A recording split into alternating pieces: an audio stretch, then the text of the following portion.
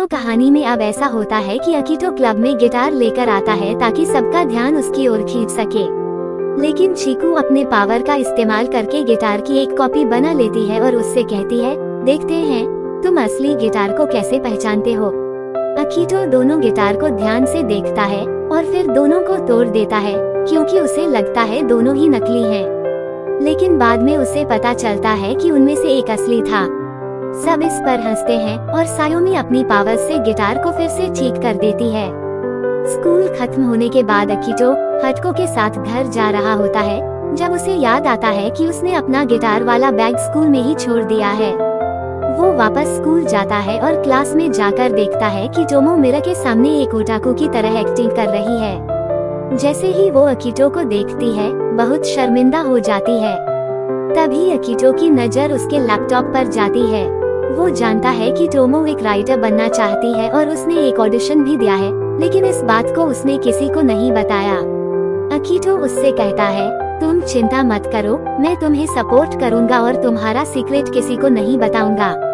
Tomo ये सुनकर खुश हो जाती है। अगले दिन टोमो बार बार फोन देख रही होती है। जब अकीतो उससे बात करता है तो पता चलता है कि वो अपना पहला कॉन्टेस्ट जीत चुकी है। अपनी खुशी में वो अकीतो के साथ सेलिब्रेट करने का फैसला करती है क्योंकि उसने अपना सीक्रेट बस अकीतो को ही बताया है। कुछ समय बाद वो घर में कपड़ों को लेकर कंफ्यूज हो जाती है कि आखिर क्या पहने।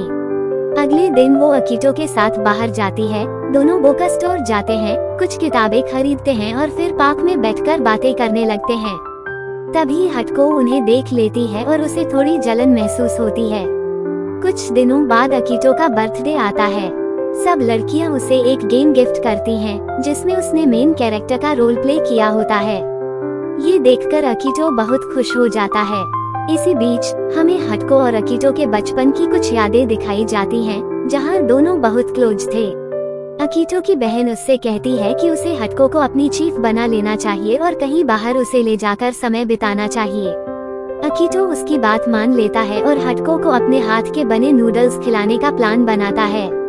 हटको को क्लब में अकीतो के साथ समय बिताकर बहुत खुशी मिलती है।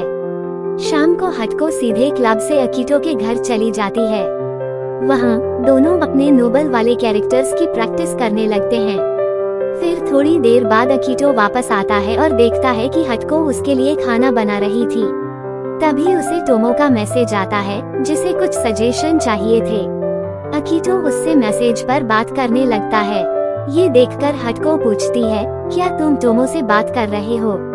जब अकीतो हाँ कहता है तो हटको गुस्से में आ जाती है और उससे कहती है, आखिर तुम दोनों के बीच क्या चल रहा है? मुझे कुछ नहीं बताना चाहते क्या? अकीतो उसकी बात सुनकर थोड़ा हैरान हो जाता है और हटको उससे माफी मांगते हुए कहती है, मुझे नहीं बोलना चाहिए था, माफ कर दो, और वहाँ से चली जाती है। अकीतो उसके पीछे जाता है लेकिन उसे ढूंढ नहीं पाता। तभी उसका क्लासमेट उसे समझाता है कि जब तुम किसी के इतने करीब हो तो थोड़ी जलन होना स्वाभाविक है। अकीतो खुद को दोषी महसूस करता है कि उसकी वजह से हटको दुखी है। वो टोमो और सायोमी को सारी बात बताता है और दोनों तुरंत ही उसकी मदद करने के लिए तैयार हो जाती हैं ताकि वो हटको को ढूंढ सके। वहीं दूसरी ओर हटको की मुलाकात उसके भाई किटो से होती है, जो उसे समझाता है कि अकीतो सभी के साथ खुले दिल से मिलता है। दूसरी ओर अकीतो टोमो से कहता है, मैं कितना बड़ा बेवकूफ हूँ, मेरी वजह से हटको परेशान है। टोमो उसे समझाती है कि ये समय खुद को कोसने का नहीं बल्कि हटको को मनाने का है। ये सब बेकार की बातें करना बंद करो, हमें सिर्फ हाटोको को ढूंढने पर ध्यान देना चाहिए। तो फिर सब लोग उसे ढूंढने के लिए ब्रिज के पास आ जाते हैं, जहां हाटोको किसी किड से बात कर रही होती है। जैसे ही किड की नजर अकीतो और उसके दोस्तों पर पड़ती है, वह अपनी पावर का इस्तेमाल कर हाटोको को बेहोश कर देता है। वहीं अकीतो और उसके बाकी दोस्त अपनी सुपर पावर्स का उपयोग करने का फैसला करते हैं ताकि हाटोको को बचा सकें। अचानक हम अकीतो के एक फ्लैशबैक में जाते हैं, जहां पता चलता है कि उसके पास ऐसी पावर है जिससे वो ब्लैक शकल बनाकर लोगों की यादें मिटा सकता है। फिर हमें किटो के माध्यम से यह पता चलता है कि जिनके पास सुपर पावर्स हैं, वे फेरी टेल प्रतियोगिता में भाग ले सकते हैं। जो भी ये प्रतियोगिता जीतेगा वह अपनी कोई भी इच्छा पूरी करवा सकता है। किटो की अपनी एक छोटी सी टीम थी जिसका रैंक अच्छा था, पर अब वे लोग रैंक वाली टीम को बाहर निकालने की योजना बना रहे थे। तभी हाटोको किटो की टीम का हिस्सा होने के बावजूद अकेले ही ये रैंक टीम के सदस्यों से लड़ने जाती है। दूसरी ओर किरीटो, जो अकीटो के साथ डिनर कर रहा था, फेरी के बताए अनुसार हाटोको की मदद के लिए वहां जाने का निर्णय लेता है। हाटोको अपनी बहादुरी से ए रैंक टीम को हरा देती है और उनके बॉस के पास पहुंच जाती है। बाद में कटो की टीम एक ट्रैप बिछाने का फैसला करती है ताकि एफ रैंक टीम को बाहर किया जा सके। एरिका के पास इनविजिबिलिटी की पावर है और वह इस ट्रैप को बर्बाद करने की कोशिश करती है, लेकिन कटो उसे देख लेता है और उसकी मेमोरी इरेज करके उसे अपनी टीम में शामिल कर लेता है। वहीं कुछ गलतफहमियों को दूर करने के लिए हाटोको अपने सभी दोस्तों को बताती है कि वो एक सीक्रेट नोवेल लिख रही है और उसकी राइटर बनने की ख्वाहिश है। अकीटो भी उसकी मदद कर रहा है। ये सुनकर हाटोको खुश हो जाती है और उसकी गलतफहमियां दूर हो जाती हैं। अगले दिन टोमो अपनी नोवेल फिनिश करके अकीटो को दिखाती है और उसे ईमानदारी से फीडबैक देने के लिए कहती है। अकीटो उसे भरोसा दिलाता है कि वो इसे अपने भाई के साथ पढ़ेगा। कुछ समय बाद अकीटो अपनी पावर का प्रदर्शन करता है, जिस पर टोमो उसे डांटती है और बताती है कि उसकी डार्क फ्लेम पावर अभी बेकार है। उसके दोस्त उसे सलाह देते हैं कि जब तक उसकी पावर को लेकर उसे सब कुछ ना समझ में आ जाए, वो उसका इस्तेमाल ना करे। सभी की स्कूल ग्रेड्स काफी अच्छी आती हैं, यहाँ तक कि अकीटो की भी। मगर टोमो के ग्रेड्स इस बार खराब आए क्योंकि वह सारा समय अपनी नोवेल में व्यस्त रहती थी। हाटोको टोमो की स्टडी में उसकी मदद करने का फैसला करती है, जिससे टोमो बहुत खुश होती है। कुछ दिन बाद क्लब की साफ सफाई का काम शुरू होता है क्योंकि वहाँ एक इवेंट होने वाला था। इस दौरान चीकू थोड़ी उदास हो जाती है क्योंकि उसे कुछ दिनों तक अपने दोस्तों से दूर रहना पड़ेगा। अकीटो उसका मूड ठीक करने के लिए उसके साथ पिकनिक पर जाने का फैसला करता है। अगले दिन चीकू अपनी दोस्त मोटोको को बताती है कि उसे अकीटो के प्रति कुछ अलग सा महसूस हो रहा है। मोटोको समझ जाती है कि चीकू अकीटो को पसंद करने लगी है।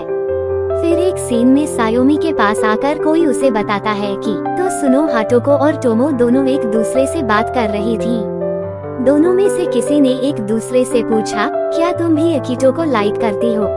हाटोको ने हिचकिचाते हुए जवाब दिया, हाँ बिल्कुल, मुझे अकीटो पसंद है। ये सुनकर टोमो के होश उड़ गए। फिर हाटोको उससे पूछती है, तुम तो अकीटो को अच्छे से जानती हो, तुम्हें क्या लगता है उसे कौन पसंद है? मगर टोमो थोड़ी चुप हो जाती है, कुछ जवाब नहीं दे पाती। दूसरी ओर अकीटो और चीकू बीच पर जाने का प्लान बनाते हैं। इस दौरान मोटोको, जो कि चीकू की दोस्त है, अकीटो को देखती है और उसे घूरती रहती है। उसने सोचा कि वो अकीटो को परेशान करेगी, इसलिए वो बहुत सारा खाना ऑर्डर करती है कि शायद अकीटो मना कर देगा। लेकिन अकीटो तो सीधा उसे परमिशन दे देता है कि जितना चाहे खा लो। ये देखकर मोटोको को बहुत गुस्सा आता है। फिर वो और तरकीबें सोचती है, लेकिन सब बेकार जाता है। आगे चीकू अकीटो से एक प्रॉमिस लेती है कि वो हमेशा उसका साथ देगा। अकीटो भी उससे ये वादा करता है कि चाहे कुछ भी हो जाए, वो हमेशा उसके साथ रहेगा। इधर सायोमी भी अकीटो को इम्प्रेस करने की कोशिश करती है। वो स्विमिंग पूल में उसके साथ टाइम स्पेंड करने जाती है, लेकिन सब कोशिशें करने के बाद भी उसे लगता है कि अकीटो उसे ज्यादा तवज्जो नहीं दे रहा। इस बात पर वो काफी गुस्सा होकर अपने दोस्त सीन के पास जाती है और उसे ताने मारती है। फिर अगले दिन अकीटो टोमो के साथ घूमने का प्लान बनाता है। दोनों ही बहुत मस्ती करते हैं और टोमो को एहसास होता है कि शायद वो अकीटो से प्यार करती है, पर वो इस बात को कहने की हिम्मत नहीं कर पाती। आगे हमें रिका का एक सीन दिखाया जाता है, जिसमें वो एक स्ट्रेंज लड़की यूकी से मिलती है। यूकी की पावर है कि वो किसी की भी बॉडी पर कब्जा कर सकती है। यूकी रिका की बॉडी में घुस जाती है और फिर अकीटो की टीम पर हमला कर देती है। अकीटो उसकी पावर से डरता नहीं और मुकाबला करता है। यूकी उसकी पावर चुराने की कोशिश करती है, लेकिन अकीटो की पावर इतनी स्ट्रॉन्ग थी कि यूकी सह नहीं पाए और आखिरकार रिका को छोड़ देती है। इस घटना के बाद रिका अकीटो की बहादुरी से बहुत प्रभावित होती है। फिर आखिर में टोमो और हाटोको दोनों मिलकर ये तय करती हैं कि वो दोनों ही अकीटो को अपने प्यार का इजहार करेगी। देखते हैं कि उनमें से कौन अकीटो का दिल जीत पाती है। फिर सारे दोस्त मिलकर पिकनिक पर जाते हैं और अकीटो चीकू से कहता है कि चाहे कुछ भी हो जाए, वो हमेशा उसके हीरो की तरह साथ रहेगा। उनके बीच प्यार और दोस्ती से भरी ये कहानी यही खत्म होती है। तो दोस्तों, ये थी अकीतो और उसके दोस्तों की कहानी। उम्मीद है कि आपको ये प्यारी और रोमांचक स्टोरी पसंद आई होगी।